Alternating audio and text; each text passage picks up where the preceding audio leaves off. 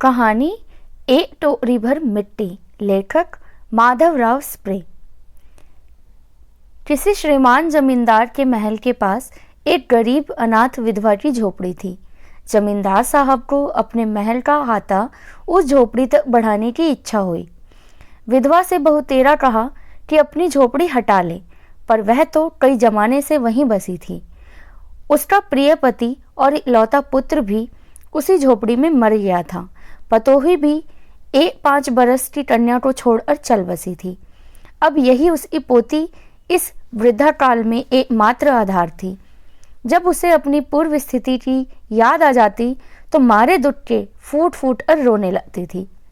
और जब से उसने अपने श्रीमान पड़ोसी की इच्छा का हाल सुना, तब से वह मृतप्राय हो गई थी।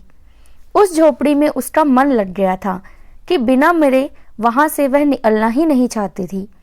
श्रीमान के सब प्रयत्न निष्फल हुए। तब वे अपनी जमींदारी चाल चलने लगे। बाल की खाल निकलने वाले वकीलों की थैली गरम कर उन्होंने अदालत से झोपड़ी पर अपना कब्जा करा लिया और विधवा को वहां से निकाल दिया। बेचारी अनाथ तो थी ही, पास पड़ोस में कहीं जाकर रहने लगी। एक दिन श्रीमान उस झोपड़ी के आसपास टहल रहे थे और लोगों को काम बतला रहे थे कि वह विधवा हाथ में एक टोकरी लेकर वहां पहुंची। श्रीमान ने उसको देखते ही अपने नौकरों से कहा कि उसे यहाँ से हटा दो, पर वह गिड़गिड़ाकर बोली, महाराज, अब तो यह झोपड़ी तुम्हारी ही हो गई है, मैं उसे लेने नहीं आई हूँ। महाराज क्षमा करें, तो एक विनती है। जमींदार साहब के सिर हिलाने पर उसने कहा, जब से यह झोपड़ी छूटी है तब से मेरी पोती ने खाना पीना सब छोड़ दिया है। मैंने बहुत कुछ समझाया, पर वह एक नहीं मानती। यही कहा करती है कि अपने घर चल, वहीं रोटी खाऊंगी। अब मैंने यह सोचा कि इस झोपड़ी में से एक टोकरी भर मिट्टी लेकर उसी का चूल्हा बनाकर रोटी पकाऊंगी।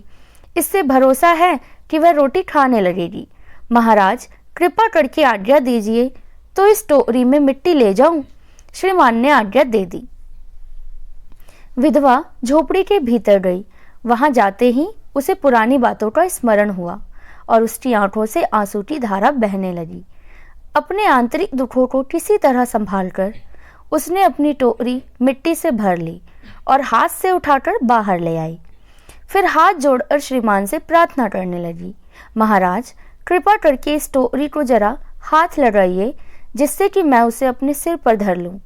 जमींदार साहब पहले तो बहुत नाराज हुए, पर जब वह बार बार हाथ जोड़ने लगी और पैरों पर गिरने लगी तो उनके मन में कुछ दया आ गई।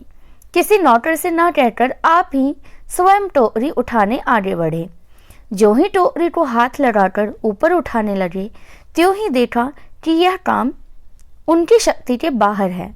फिर तो उन्होंने अपनी सब ताकत लगाकर टोकरी को उठाना चाहा, पर जिस स्थान पर टोकरी रखी थी वहां से वह एक हाथ भी ऊंची न हुई। वह लज्जित होकर कहने लगे, नहीं, यह टोकरी हमसे न उठाई जाएगी। यह सुनकर विधवा ने कहा, महाराज, नाराज ना हो, आपसे टोकरी भर मिट्टी नहीं उठाई जाती, और इस झोपड़ी में तो हजारों टोकरियां मिट्टी पड़ी है। उसका भार आप जन्म भर क्यों कर उठा सकेंगे? आप ही इस बात पर विचार कीजिए। जमींदार साहब धन मत से गर्वित हो अपना कर्तव्य भूल गए थे, पर विधवा के उपर्युक्त वचन सुनते ही उनकी आंखें खुल गई। कृत कर्म का पश्चाताप कर उन्होंने विधवा से क्षमा मांगी और उसकी झोपड़ी वापस दे दी।